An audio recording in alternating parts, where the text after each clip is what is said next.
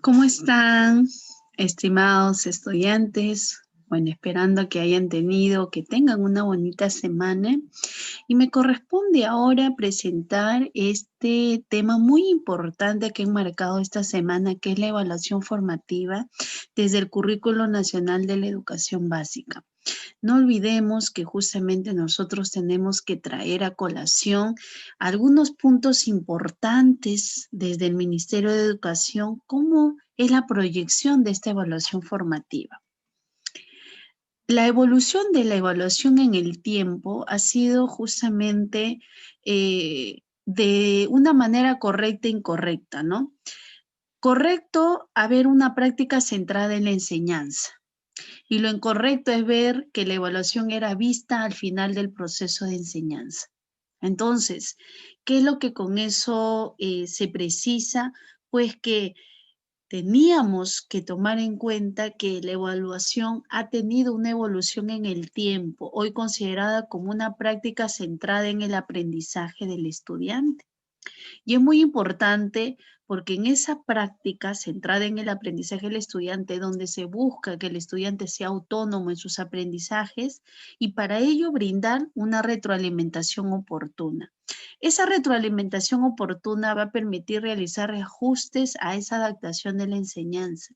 Quiere decir que algunas situaciones de aprendizaje pueden presentar algunas necesidades, ¿no? En la que estén marcados nuestros estudiantes y debemos nosotros en el momento oportuno brindarle ese andamiaje, ¿no? Ese soporte, ese acompañamiento para que logre, ¿no? Hay un propósito de sesión y eso se da dentro de una ejecución de clase. Entonces, pero con eso también les quiero decir que no nos olvidemos de un diagnóstico.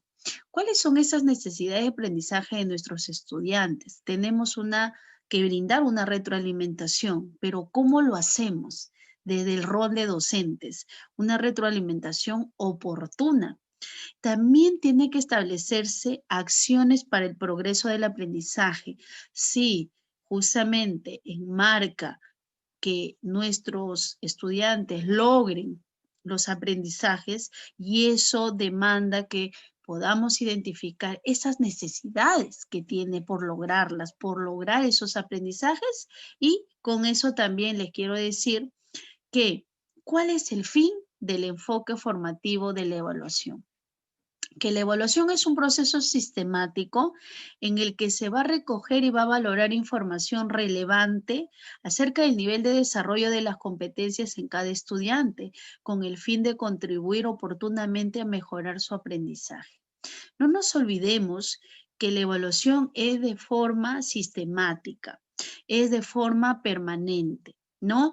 No solamente para poder justamente recoger, sino también valorar información relevante y tomar decisiones que conlleven a la mejora de estos aprendizajes con el fin de lograrlos.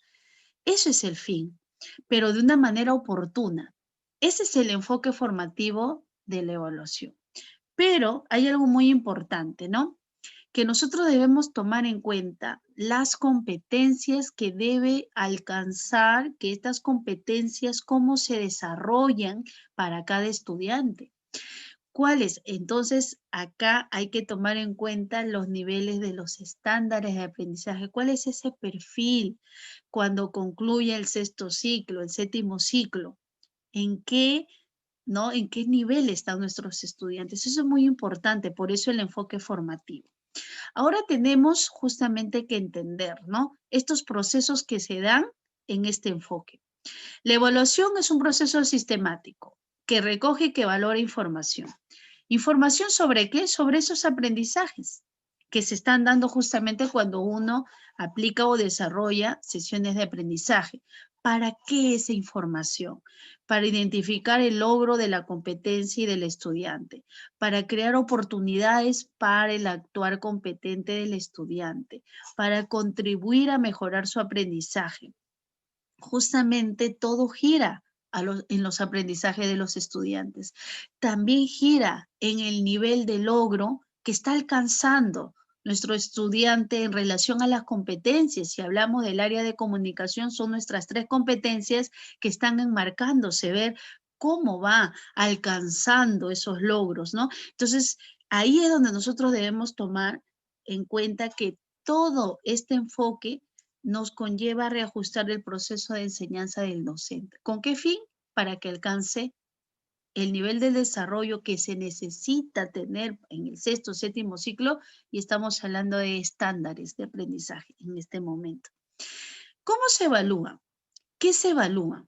¿Por qué se evalúa? Serán algunas preguntas que justamente van a venir a colación, pero partiendo de la primera, ¿qué se evalúa? Pues justamente se evalúan desde el enfoque formativo las competencias. Los niveles cada vez más complejos de uso pertinente y combinado de las capacidades. Acá tengo que referirme a los niveles, a los estándares de aprendizaje que deben alcanzar al concluir el sexto, séptimo ciclo en las diferentes competencias. Entonces, tomando como referente, bien lo dice ahí, estándares de aprendizaje, donde lo encuentro en el Currículo Nacional de la Educación Básica, porque describen el desarrollo de una competencia y definen qué se espera que logren los estudiantes al finalizar un ciclo en la educación básica. Tú te tienes que regir bajo esos estándares para que tus estudiantes y tú como docente sepas si están logrando o no y qué se necesita para que se logre, ¿no?, ese nivel esperado. Entonces es muy importante ver también las condiciones para valorar el desarrollo de esa competencia. Primero, comprender la competencia que vas a evaluar. Hay que tener una comprensión cabal de la competencia. Como yo siempre lo digo, es conocer. Se expresa oralmente en su lengua materna. Lee diversos tipos de textos en su lengua materna. Escribe diversos tipos de textos en su lengua materna. Entonces, todo ese nombre de las competencias en nuestra área de comunicación debe estar comprendido. Y con ello sus capacidades. Por otro punto, también comprender las implicancias pedagógicas para la enseñanza, porque cada competencia es diferente, ¿no? Entonces, tú como docente tienes que conocer esas enseñanzas. Ahora, hay otro punto, otra condición, analizar el estándar de aprendizaje del ciclo. Tengo que ir al texto del documento del Currículo Nacional de la Educación Básica y ver los estándares por cada competencia que tiene que alcanzar cuando culmine el sexto ciclo, el séptimo ciclo, mi estudiante, ¿no? Al menos en el nivel secundario. ¿Para qué? Para identificar con claridad esas diferencias de exigencia en cada nivel. El sexto ciclo, las exigencias para lograr esos estándares serán los mismos que en el séptimo ciclo. Lo dejo ahí. Referente para identificar el nivel, el logro de la competencia. Entonces es muy importante que yo conozca esos estándares de aprendizaje para yo decir que mi estudiante está logrando, ¿no?, ese desarrollo que se necesita para que al finalizar el ciclo de su educación básica respectivo, como docente, digamos, se ha logrado, ¿no?, ese desarrollo de competencias. Entonces, ¿qué es lo que se implica, ¿no?, hacer? Primero, plantear situaciones significativas. Tenemos que diseñar, tenemos que crear condiciones que nuestros estudiantes para ello sean situaciones retadoras, que despierte el interés, que los motive, que sea desafiante, alcanzable, que planteemos situaciones problemáticas, ¿no? Poner en juego todas sus capacidades, se desarrolla y se sitúa en un contexto, evidencia de distintos niveles de desarrollo de la competencia. Hoy en día que estamos viviendo en un contexto de emergencia sanitaria por COVID-19, hay muchas situaciones comunicativas, muchos retos. Por ejemplo, hoy que ya no puedo hacer una visita a mi familiar por estas condiciones en las que tenemos que tener mucho cuidado, relatar un relato, qué pasaría o qué haría en esta situación en la que no puedo visitar a mis familiares, cómo me puedo comunicar con ellos. Entonces, les pongo el reto de cómo me podría comunicar. Por ahí me puedan decir, usando WhatsApp, no, haciendo una reunión Zoom, una videollamada. Eso, que esos recursos, esos conocimientos, esas capacidades se pongan en juego para poder resolver.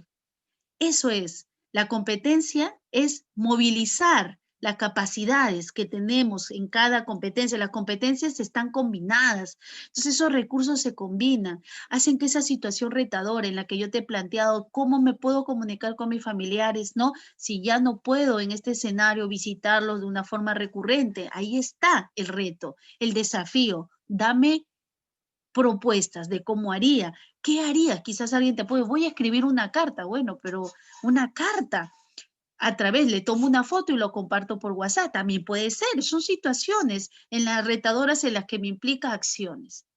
Ahora justamente el proceso de la evaluación formativa. Este proceso me permite una información clara de las competencias y de los criterios de aprendizaje. No nos olvidemos que el estudiante se desarrolla según su diferencia de edad y su nivel de logro, ¿no? Esos estándares son para cada ciclo. Propicia una autoevaluación. Esos aprendizajes logrados y qué dificultades has tenido y que los puedes resolver, eso es autoevaluar tus logros. Incrementa la responsabilidad de su propio aprendizaje. Hoy en estos escenarios, ¿no? Que estamos propiciando la enseñanza y que se está dando la enseñanza a distancia, la autonomía cognitiva de ellos, de que ejerzan su propia organización, su propio espacio y su propia dirección para poder estudiar. Eso es su responsabilidad y su propio aprendizaje. Comprende que el nivel esperado de un desempeño está a su alcance. Él tiene que comprender qué es lo que en cada sesión se logra. Esos son los propósitos. ¿Alcanzaste o no? ¿No? Llegaste a redactar el cuento, la historieta, elaboraste el meme. Eso tiene que comprender cuál es su nivel que tiene que lograr alcanzar antes de concluir o finalizar un ciclo. Valoración del desempeño. En el caso del docente, ¿no? Él tiene que describir lo que es capaz de hacer el estudiante. Él tiene que establecer aciertos y errores y probables razones. Él tiene que comparar el estado actual frente a un nivel esperado. Él tiene que desarrollar una retroalimentación efectiva. Él tiene que corregir, tiene que reajustar la enseñanza. Esto es muy importante que se da en un escenario, ¿no?